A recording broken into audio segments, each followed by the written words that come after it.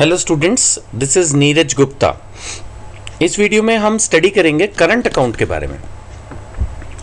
Current account businessman खोलता है। Saving account और करंट अकाउंट में बेसिक डिफरेंस ये है कि इसमें नंबर ऑफ ट्रांजैक्शंस की लिमिट नहीं होती। अब जैसे सेविंग अकाउंट है, उसमें कोई भी बैंक रेस्ट्रिक्ट कर सकता है कि भाई महीने में आप 5 बार से ज़्यादा कैश नहीं निकालोगे या 10 बार से ज़्यादा डिपॉजिट नहीं करोगे या कुछ भी। आफ्टर ऑल सेविंग अकाउंट है तो आप एक महीने में कितनी बार सेव करोगे भाई। लेकिन करंट अकाउंट में तो एक ही दिन में 100 ट्रांजैक्शंस भी हो सकती हैं, 1000 ट्रांजैक्शंस भी हो सकती हैं। तो करंट अकाउंट का मतलब ही यही होता है कि इसमें कोई नंबर ऑफ ट्रांजैक्शंस की लिमिट नहीं है और ये अकाउंट बिजनेसमैन खोलते हैं। कंपनियों के नाम पे, पार्टनरशिप फर्म्स के नाम पे इस तरह के अकाउंट होते हैं। दूसरी बात यह है कि सेविंग अकाउंट में जब आप पैसा जमा करते हो तो आपको इंटरेस्ट मिलता है, नॉमिनल इंटरेस्ट मिलता है, that encourages you for saving. Current account में कोई इंटरेस्ट नहीं मिलता। रादर करंट अकाउंट मेंटेन करने के लिए बैंक बिजनेसमैन से, बिजनेस हाउस से चार्जेस लेता है। ये समझ लो कि दो मेन बातें हैं जो सेविंग अकाउंट और करंट अकाउंट को डिफरेंशिएट करती हैं। एक, इसमें नंबर ऑफ ट्रांजैक्शंस की लिमिट नहीं होती। दो, इंटरेस्ट ना मिलके उल्टा इस पे चार्जेस लगते हैं। लेकिन तब भी बिजनेसमैन के पास मोर और लेस कोई चॉइस नहीं है, उसको करंट अकाउंट खोलना ही पड़ता है, बिकॉज बिना अकाउंट के वो कैसे काम करेगा, है ना। उसके तो इतने सारे कस्टमर्स होंगे, उन सबसे उसको पेमेंट लेनी है डायरेक्ट। आजकल तो सब ऑनलाइन पेमेंट भी आती हैं। चेक्स तो हमेशा से ही चले आ रहे हैं, चेक बुक का सिस्टम, तो बैंक तो चाहिए ही चाहिए।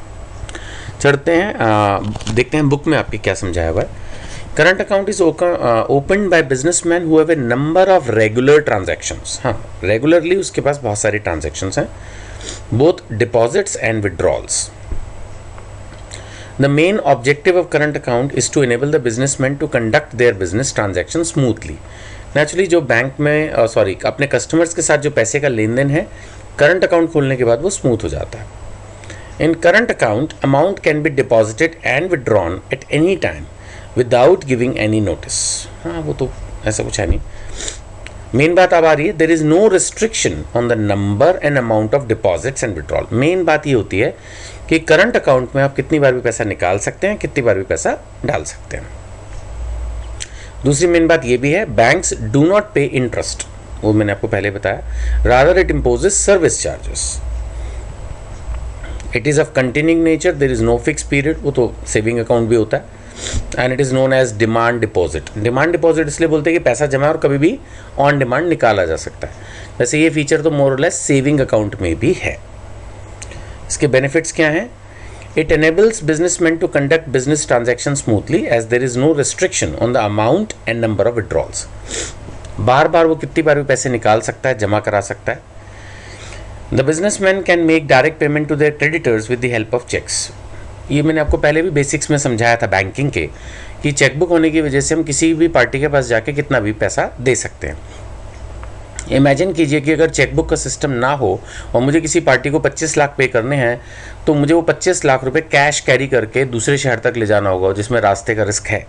अब तो मैं सिंपल एक चेकबुक रखूँगा, वहाँ जाऊँगा और चेक दे दूँगा। आजकल तो खैर वो भी नहीं है कल्चर, आप ऑनलाइन पेमेंट कर सकते हैं। लेकिन जितना मेरे को पता है, ऑनलाइन पेमेंट में भी समटाइम बैंक्स में रिस्ट्रिक्शन होती है कि आप इतने लाख से बड़ी ट्रांजैक्शन ऑनलाइन नहीं कर सकते, या कोई भी एक ट्रांजैक्शन इतने लाख से ज़्यादा नहीं कर सकते।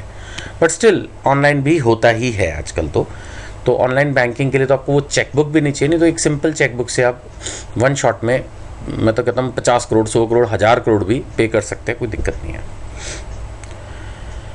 Then bank collects money on behalf of its customer and credits the same to their accounts. ऐसा होता है।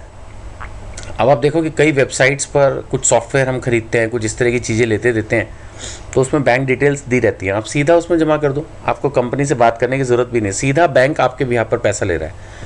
24 घंटे एक तरह से 24/7 वो आपका काम कर रहा है बैंक, और आपकी पेमेंट आ रही है। ये नहीं कि दुकान खुली होगी तो ही सामान बिकेगा, तो ही पैसा आएगा। ये बैंकिंग ने और ऑनलाइन बैंकिंग ने खासकर ऐसा बना दिया है फंडा कि लोग ऑनलाइन पे करें तो आधी रात को भी पैसे हमारे कस्टमर से हमारे अकाउंट में आ रहे हैं। 4th point says current account enables account holder to obtain overdraft. देखिए ओवरड्राफ्ट क्या होता है, ये बिजनेसमैन को मिलता है अगर मेरे अकाउंट में सपोज 1 लाख है और मैंने पहले से बैंक से ये फैसिलिटी ले रखी है, बैंक ने ये देख कर कि मैं एक अच्छा व्यापारी हूँ, मुझे वो फैसिलिटी दे रखी है, तो मैं 1 लाख से ज़्यादा की पेमेंट का चेक भी दे दूंगा अगर, तो बैंक उसको पास कर देगा। लेकिन उसकी एक लिमिट होगी। सपोज अगर मेरी ओवरड्राफ्ट फैसिलिटी 2 लाख है, तो मैं अगर मेरा बैंक बैलेंस 1 लाख है तो बस 2 लाख और ऊपर जा सकता हूँ। यानी कि अगर 2.5 पौने 3 लाख का चेक किसी को दूंगा तो वो पास हो जाएगा, इससे बड़ा चेक पास नहीं हो पाएगा। और अगर मेरी ओवरड्राफ्ट फैसिलिटी सिर्फ 50,000 है, तो मैं 1 लाख अगर मेरा बैलेंस है तो मैं 1.5 लाख तक ही किसी को चेक इशू कर सकता हूँ। तो दैट इज ओवरड्राफ्ट। ओवरड्राफ्ट माने जितना मेरा बैलेंस है उससे ऊपर मैं निकाल रहा हूँ पैसा।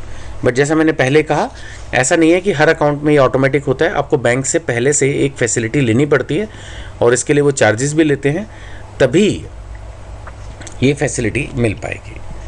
Then current account reveals information about credit worthiness of account holder. Credit worthiness of account holder क्या है कि भाई आज तक किसी को भी चेक दिए, हमेशा चेक पास हुए हैं, कोई चेक बाउंस नहीं हुआ। तो इस तरह की जो चीज़ें होती हैं, that improves the credit worthiness of the creditors and lenders. ठीक है ना।